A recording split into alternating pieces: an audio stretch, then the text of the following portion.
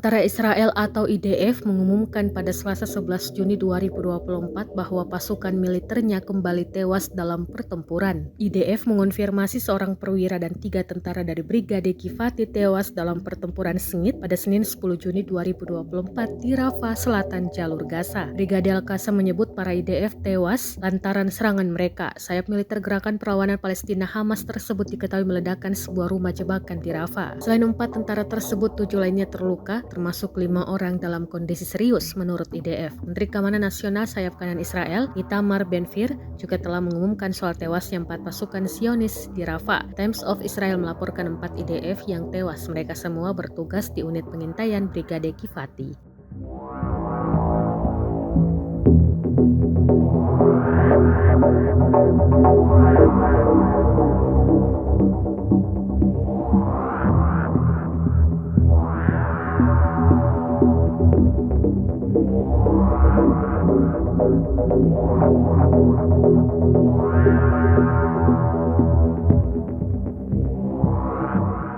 Download Tribun X sekarang, menghadirkan lokal menjadi Indonesia.